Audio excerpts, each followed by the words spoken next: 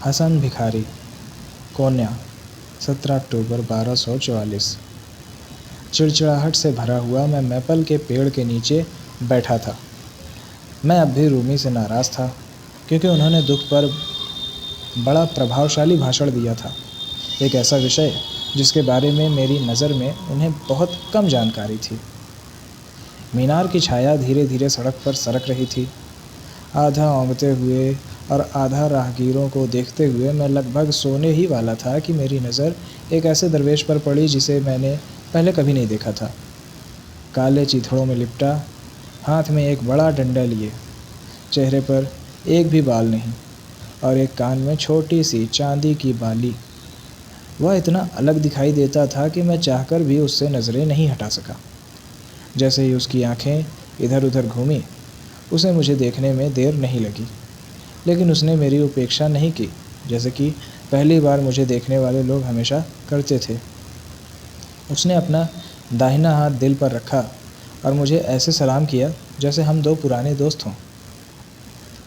मैं इतना स्तब्ध रह गया कि चारों ओर देखने लगा, यह सुनिश्चित करने के लिए कि कहीं वह किसी और को तो नहीं सलाम कर रहा। लेकिन वहाँ केवल मैं था और मैपल का पेड़। भ्रमित और हक्का बक्का होते हुए भी मैंने अपना हाथ दिल पर रखा और उसके सलाम का जवाब दिया। धीरे धीरे वह दरवेश मेरी ओर चला आया।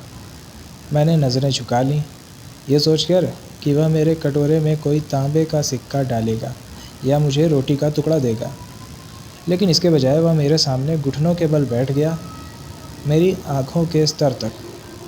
अस्सलाम वालेकुम भिखारी, उसने कहा। वालेकुम अस्सलाम दरवेश, मैंने उत्तर दिया। मेरी अपनी आवाज़ मुझे भारी और अजनबी लगी।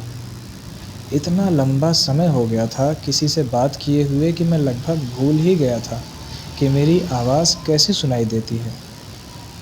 उसने अपना परिचय तबरीज़ के शम्स के रूप में दिया और मेरा नाम पूछा। मैं हंस पड़ा। मेरे जैसे आदमी को नाम की क्या ज़रूरत है? हर किसी का एक नाम होता है, उसने विरोध किया।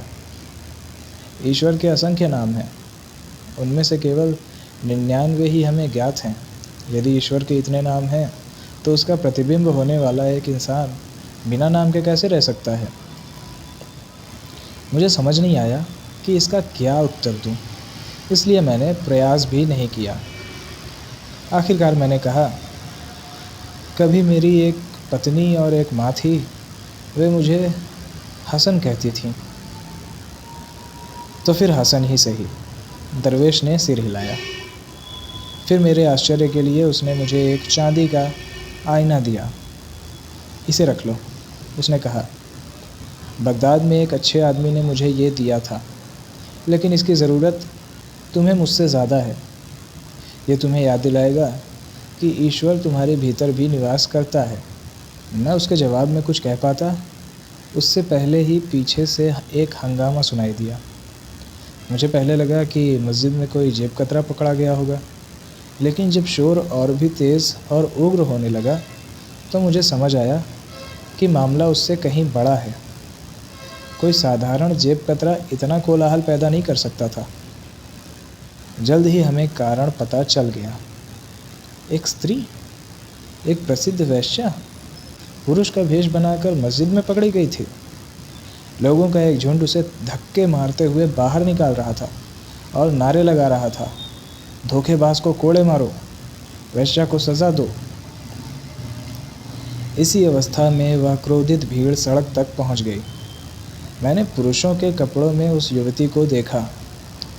उसका चेहरा मौत की तरह पीला पड़ चुका था और उसकी बादामी आंखें भय से भरी हुई थीं।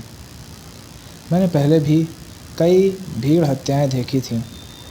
ये बात मुझे हमेशा चकित करती थी कि जब लोग भीड़ का हिस्सा बन जाते हैं तो वे कितनी नाटकीय रूप से बदल जाते हैं। साधारण आदमी, कारीगर, दुकानदार, या फेरी वाले, जो स्वयं कभी हिंसक नहीं रहे होते, भीड़ में शामिल होते ही हत्या तक करने को तैयार हो जाते थे। ऐसी घटनाएं आम थीं और उनका अंत अक्सर लाशों को सार्वजनिक रूप से टांग कर दूसरों को डराने के साथ होता था। बेचारी औरत, मैंने बुदबुदाकर शम्स तबरीज़ से कहा। लेकिन जब मैंने उनकी ओर मुड़कर उत्तर की प्रतीक्षा की तो वहाँ कोई नहीं था। मैंने देखा कि वह दरवेश भीड़ की ओर ऐसे दौड़ रहा था जैसे आकाश में छोड़ा गया कोई जलता हुआ तीर। मैं भी तुरंत उठ खड़ा हुआ और उसके पीछे भागा। जब वह जुलूस के सामने पहुंचा तो शम्स ने अपना डंडा झंडे की तरह ऊपर उठाया और पूरी ताकत से चिल्लाया, रुको लोगों, बस करो। हैरान और अचानक शांत हो चुके लोग उसे आश्चर्य से देखने लगे। तुम सबको शर्म आनी चाहिए, शम्स तबरीज़ ने अपना डंडा ज़मीन पर पटकते हुए कहा। 30 आदमी एक अकेली औरत के खिलाफ, ये कैसा न्याय है? उसे न्याय मिलने का कोई अधिकार नहीं। चौकोर चेहरे वाले, गठीले शरीर और एक आलसी आँख वाले आदमी ने कहा, जो इस अचानक बनी टोली का नेता बन बैठा था। मैं उसे तुरंत पहचान गया। वह एक सुरक्षा रक्षक था, बेबर्स, जिसकी क्रूरता और लालच से शहर का हर भिखारी परिचित था। बेबर्स बोला, इस औरत ने पुरुष का भेष धारण किया और अच्छे मुसलमानों को धोखा देकर मस्जिद में घुस गई। शम्स तबरीज़ ने तिरस्कार भरे स्वर में पूछा, तो तुम कहना चाहते हो कि किसी व्यक्ति को मस्जिद में जाने के लिए दंडित किया जाना चाहिए? क्या यह कोई अपराध है? ये प्रश्न सुनकर कुछ पल के लिए सन्नाटा छा गया। स्पष्ट था कि किसी ने इस दृष्टिकोण से कभी नहीं सोचा था। वह एक वेश्या है, एक और आदमी चिल्लाया, जिसका चेहरा क्रोध से गहरा लाल हो चुका था। उसकी पवित्र मस्जिद में कोई जगह नहीं। बस इतना सुनना था कि भीड़ फिर भड़क उठी। वेश्या, वेश्या। पीछे खड़े कई लोग एक साथ चिल्लाने लगे, वेश्या को पकड़ो, मानो ये कोई आदेश हो। एक जवान लड़का आगे बढ़ा और उसने उस स्त्री की पगड़ी पकड़कर ज़ोर से खींच ली। पगड़ी खुल गई और उसके लंबे सुनहरे बाल सूरजमुखी के फूलों की तरह चमकते हुए लहरों की तरह नीचे बिखर गए। हम सब की सांसें थम गई। उसकी जवानी और सुंदरता देखकर सभी स्तब्ध रह गए। शम्स ने लोगों के मन में उठ रही मिश्रित भावनाओं को पहचान लिया। उन्होंने बिना एक पल गंवाए कहा, भाइयों, पहले अपना मन तो तय कर लो। क्या तुम सच में इस औरत से घृणा करते हो या वास्तव में उसकी इच्छा रखते हो? ये कहकर उन्होंने वेश्या का हाथ पकड़ लिया और उसे उस युवक और भीड़ से दूर अपनी ओर खींच लिया। वह उनके पीछे ऐसे छिप गई जैसे कोई छोटी बच्ची अपनी माँ के आंचल में छिप जाती है। भीड़ का नेता ऊंची आवाज़ में बोला, तुम बहुत बड़ी गलती कर रहे हो। तुम इस शहर में नए हो और हमारी रीति नीतियों को नहीं जानते। इस मामले से दूर रहो। किसी और ने कहा, आखिर तुम किस तरह के दरवेश हो? क्या तुम्हारे पास वेश्या की रक्षा करने से बेहतर कोई काम नहीं है? शम्स तबरीज़ कुछ क्षण चुप रहे, मानो प्रश्नों पर विचार कर रहे हों। उनके चेहरे पर क्रोध का कोई चिन्ह नहीं था। वे पूरी तरह शांत बने रहे। फिर उन्होंने कहा, लेकिन तुमने उसे देखा ही कैसे? तुम मस्जिद में जाते हो, फिर भी ईश्वर से अधिक अपने आसपास के लोगों पर ध्यान देते हो। यदि तुम सच में उतने अच्छे आस्तिक होते जितना दावा करते हो, तो तुम इस औरत को तब भी नहीं देखते यदि वह पूरी तरह नग्न होती। अब वापस जाओ और इस बार प्रवचन पर ठीक से ध्यान दो। पूरी सड़क पर एक असहज खामोशी उतर आई। सूखे पत्ते सड़क पर सरसराते हुए उड़ रहे थे और कुछ क्षणों के लिए वही एकमात्र चीज़ थी जो हिल रही थी। चलो चलो, शम्स तबरीज़ ने अपना डंडा घुमाते हुए कहा, वापस जाओ, प्रवचन सुनो।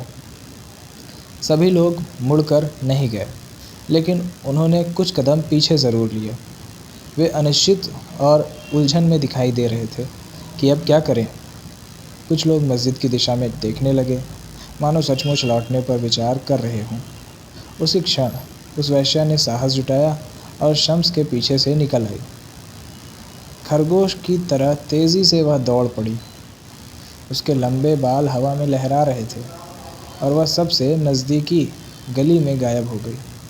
केवल 2 आदमी उसके पीछे भागने की कोशिश कर पाए, लेकिन शम्स तबरीज़ ने उनका रास्ता रोक लिया।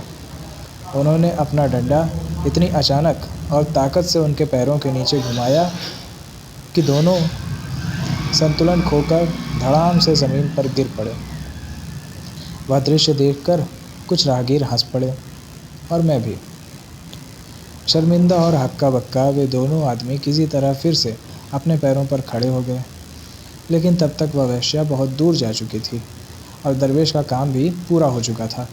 वह शांत भाव से वहाँ से दूर चला जा रहा था।